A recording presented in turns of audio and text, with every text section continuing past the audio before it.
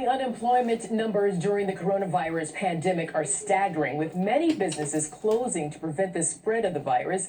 Listen to this one. This week alone, more than 5 million people filed for unemployment benefits, bringing the total number of claims to 22 million in just 1 month. Let's bring in former Ford Motor Company chief economist Ellen Hughes Cromwig. She's also a senior resident for Third Way, a fellow there. Ellen, thank you for joining us. Listen, this pandemic has produced high unemployment rates.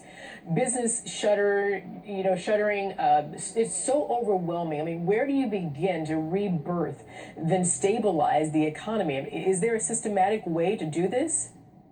Yeah, thanks for having me. It's great to be here. Just an absolute shock here in terms of this pandemic.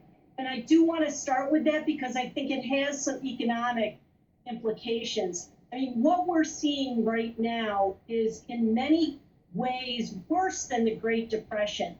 Can you imagine 1 million people filing for unemployment insurance here in Michigan? We're already up to over 20% unemployment rate. So the health issue is number one, testing and looking at what the potential is to really start to make a difference. That's step one, and I think that's absolutely critical.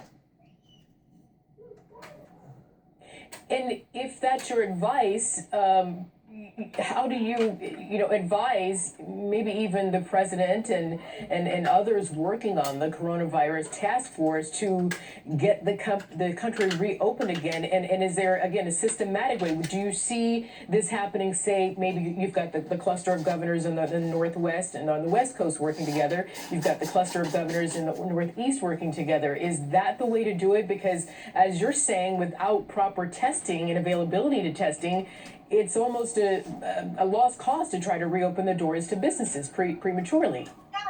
I mean, I think that's really important because if to get beyond the third phase, we have to have a comfort level that we can go out safely. And when I look at some of the data that we've already seen, guess what? The University of Michigan confidence survey plummeted. And they asked people, is it your health concern? Are you worried about isolation? Or is it your financial situation? Overwhelmingly, people responded, it's the health concern.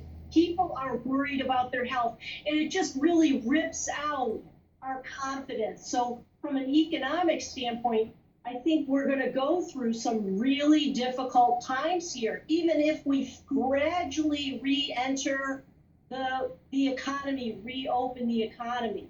So I think we got to brace ourselves for some real challenges ahead. Oh boy. Okay, so we're America. We're gonna get over this hump somehow, some way. We're gonna do this, and we're gonna do it the right way. That in mind, Ellen, what advice do you have to businesses, independent, small, medium, who cannot fathom how they will recover from this and resuscitate their businesses? Yes, and having worked at Ford through the financial crisis, my goodness, every single day, businesses are out there trying to develop really effective contingency plans. I mean, that's the one thing about businesses. They really get down to business and the brass tacks. What do we do to physically get to a point where we can start to grow and invest again? And they recognize that government policies play an absolutely critical role. I mean, we were working hand in hand with the government during that financial crisis. And, it took a lot of effort, a lot of energy. We can do it. I mean, we have got an incredible business sector. We've got great people. Our workers are fantastic. They're phenomenal what they can do. But with the right policies, giving confidence and addressing the health crisis, that is really job one right here. I understand that. And finally, if I could ask, would you advise and encourage the larger companies to retain the number of you know what? I got to go because we have some breaking news. So let me just thank you there, Ellen Hughes Kromega. Thank you for your time and your great advice in this amount of time that we did have together. Thank you very much. We'll see you again soon. Thank you. Thank you. Yeah, Val, we want to bring you to Florida, to Tallahassee, where Governor Ron DeSantis of Florida is updating on the pandemic. He came under a lot of criticism for not moving quickly enough. This as the beaches have reopened. His state not ready to peak for 2 weeks. Here's the governor. To be able to have that is going to be very, very important. So we hope to have some agreements in place very soon. The Surgeon General has been working on that, as well as Director Moskowitz. So we appreciate that. We think that'll be good. We also, one of the most important studies that's been done just this week came out at Stanford University, where they tested the antibodies in Santa Clara County, California. And so these are people who have the antibodies from the coronavirus.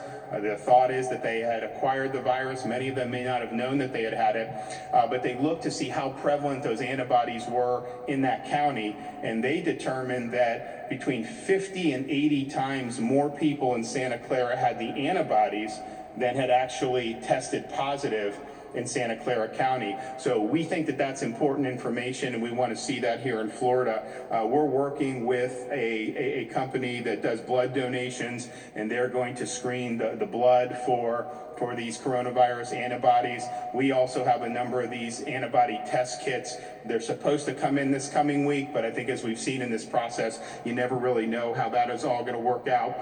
But once we get that, we're going to be able to take that and use that strategically, because it is important to know if, in fact, the number of people who've actually tested positive is just a really small fraction of who's actually had the virus and who currently has the antibodies. That's going to inform a lot of policy making going forward. And so we're very much working on getting some of these seroprevalence studies done in the state of Florida.